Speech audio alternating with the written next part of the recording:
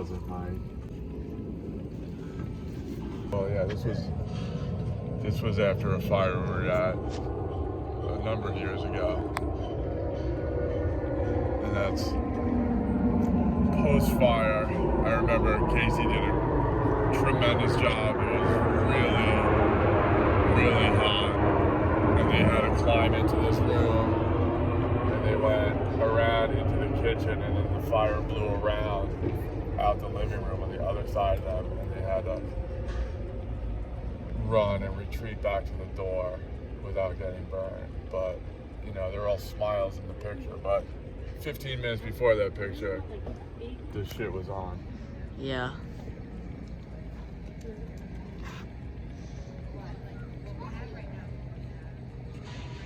Horrible. It's a really horrible thing. These two are more in love than any two people you can imagine. And this is These are cheap, but I don't know. yeah, the three of us are all in at 137 in Hollywood. How many people went down there? And how'd you get back? I mean, you know, it's been a whirlwind. Convoy? No. Eric, myself, and Eric's younger brother Randy was like really best friends with Casey since they were little kids. And Randy's in the big house at 134. So the three of us flew down, and Will jumped on with us. Nice. And you know, we didn't know what we were gonna do, and we wanted to come home with Casey, but there were a lot of logistics involved, and then That was where my brain went first, logistics. it just was a lot. It was a lot. I mean, I think we were a little bit helped to sure with family, but it was like they needed to get the dogs home, and our parents' car up here with some of the luggage. Yes. So ultimately, Will and I jumped in the car and drove, and the family are they're getting on the flight right now. They were hoping to fly home with Casey, but Casey has to fly on a cargo flight. No kidding. Oh yeah, back to logistics. So that was like we didn't even know that that was going on. So in that sense, A lot of balls, man. You know, a lot of chefs in the kitchen. Buffaloes, and you did the buffalo and cattle. This is what we're doing now. But we were doing Will. was a huge help.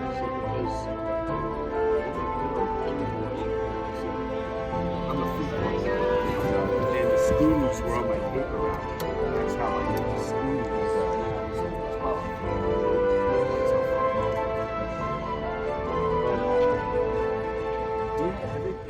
It's a local tragedy. I've been living here 50 years. You know what I mean? I moved out of here 16 years ago. I'm in Montauk. Oh yeah.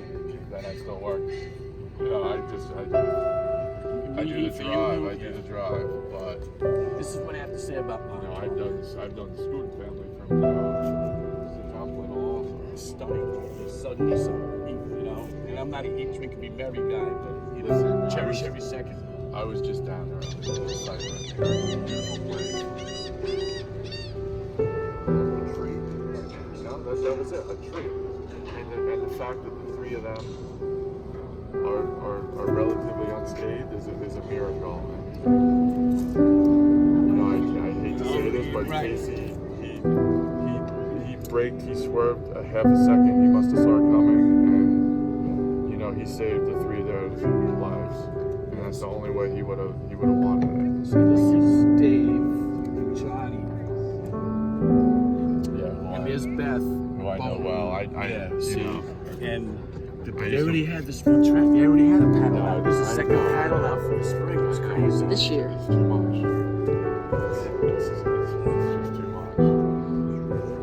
Yeah, so they moved from El Paso. That's how I met them on my paper route. And we all started surfing together and everything. And I used to work at the surf shop in Lido, which was around the corner from where I used to work. So I just remember all their kids when they were little, you know. There you go. And I love Matt. And Beth is such a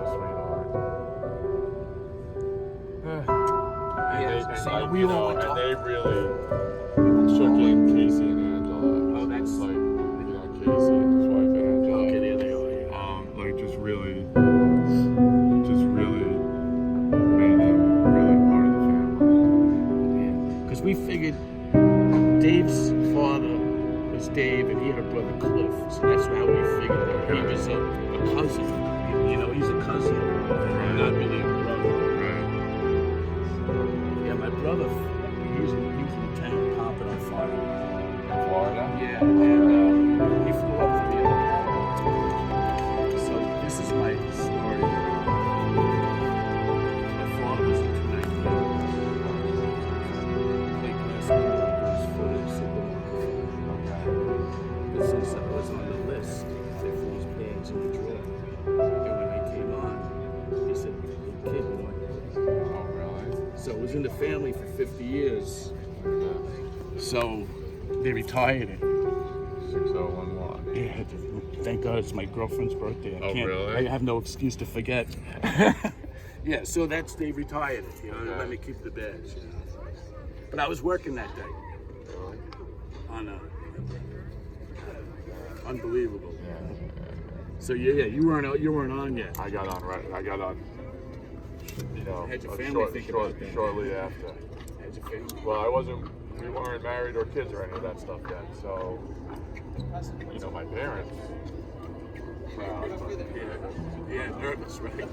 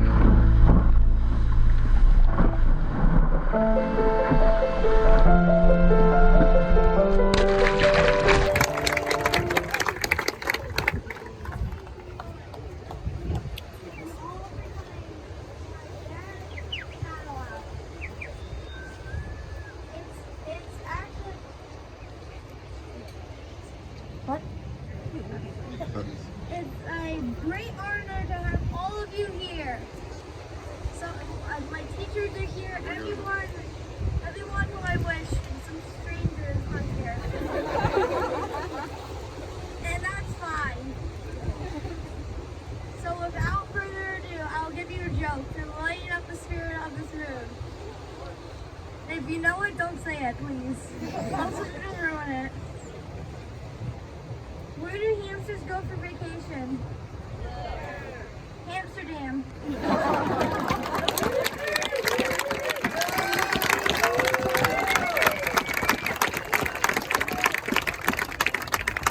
All right, next up we have Angela SKUDIN.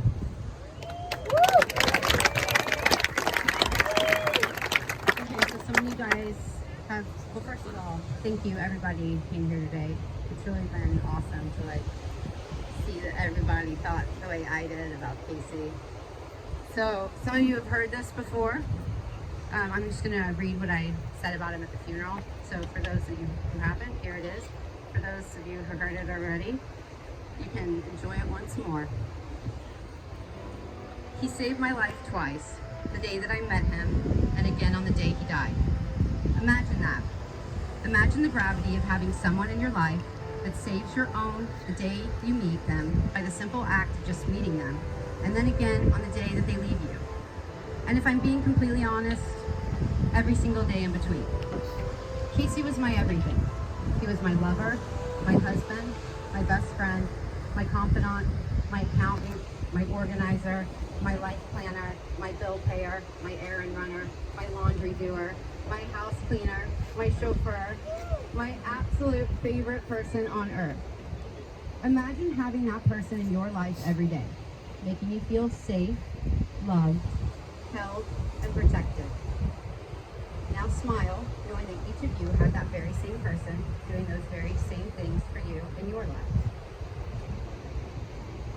Because if Casey SKUDIN was in your orbit, and he obviously was because you're here, your world was simply a safer place. I don't even remember all the times Casey saved someone's life. Only he knows where all the awards and plaques are. And if I know him, he probably threw them away because he hates clutter. In fact, he saved so many lives it kind of became a casual act. Choking in a restaurant, Casey SKUDIN's got you. Knocked yourself unconscious and need CPR? No problem. Casey SKUDIN's got you and he'll do it raw dog. So gross.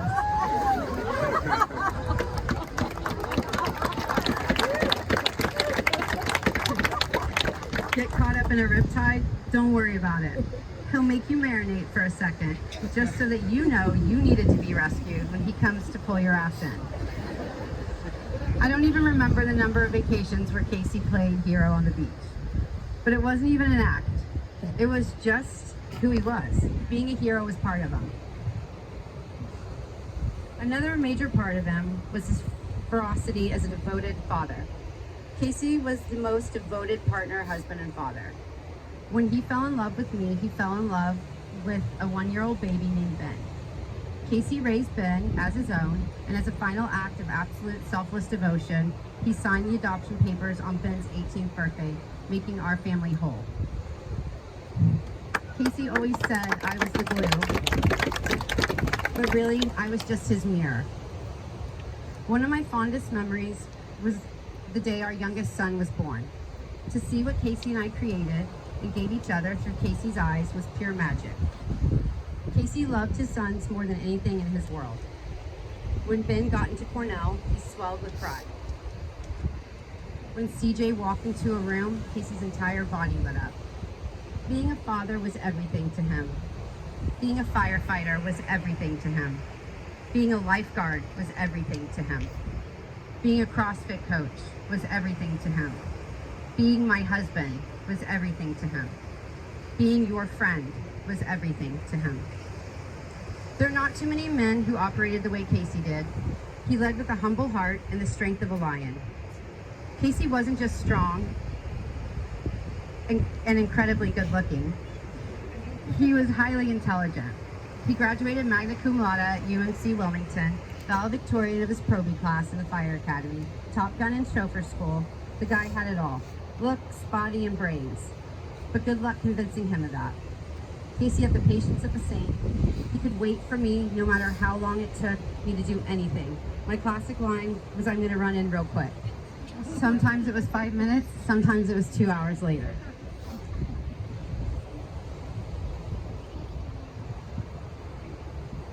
But that didn't matter. His reaction was always the same, happy to see me. Our relationship had been worked on by each of us, both separately and together, with such dedication and tenacity that it had become a literal force.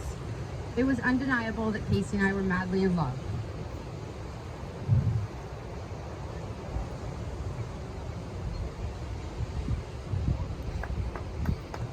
We overcame so much in our nearly 2 decades together. Most recently, he stood by my side as I battled Lyme disease, Babesia, Bartonella, Borrelia, Morgellons, and mold toxicity. He did everything. I was bedridden for 18 months. He administered my daily IVs, weekly intermuscular injections, organized my pills and supplements, stung me with bees for my bee venom therapy, and drove me to doctors and blood labs in Vermont, Connecticut, New Jersey, flew with me to San Francisco to seek treatment from doctors and specialists. The man was by my side through it all, my rock, my strength. He was my absolute savior. His love held me and allowed me to heal. He patiently waited 4 years for his wife to come back from that battle and met me with adventure and a lust for travel when I was ready to get back into it. Because Casey was here, I was loved fully, completely, without judgment, without ego, without pride. I was loved fearlessly and ferociously by a force so powerful, no physical death could fracture it. The world lost a good man, and that man gave so many people, many standing right here, better lives. Casey SKUDIN made me a better human, and if you were lucky enough to know him, then chances are he made you a better human too.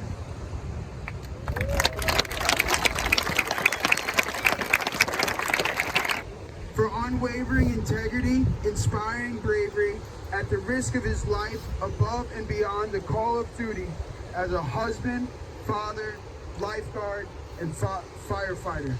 On June 17, 2022, Casey made the decision to maneuver in a way that put him in front of the danger of the 2,000 pounds. In a split second, Casey weighed his options: maneuver, protecting the driver's side, hit the gas, move under. All options targeted his family. But the truth is, there was no time, and he knew it. He didn't make the decision in that moment. He made that decision every morning. His life of honor, integrity, and bravery kept him in harm's way until he knew his family was safe. He made the ultimate sacrifice of laying down his life so others may live. His heroic actions are in line with the highest degree of gallantry and intrepidity bestowed upon the Medal of Honor recipients. His outstanding character, selfless devotion reflect the highest credit upon himself, his family, the FDNY, and the town of Hempstead lifeguards. He courageously gave his life for his family. It is this group of people here that are called to carry on his legacy, to make the hard right instead of the easy wrong, to watch the water, prep your gear, and hold others accountable, even your peers, because it's the right thing, and that's what Casey would do. To stay with your family through hard times. He was a man's man and a humble warrior. We are all better for knowing him. We can sometimes wonder what we would do. Well, now we have an example. Others above self. Casey was a patriot who loved his country, his town, and family. A rock for his family and community. We promise to carry on your legacy, and you will be missed greatly, especially by your family, Angela, Ben, and CJ. Give them one.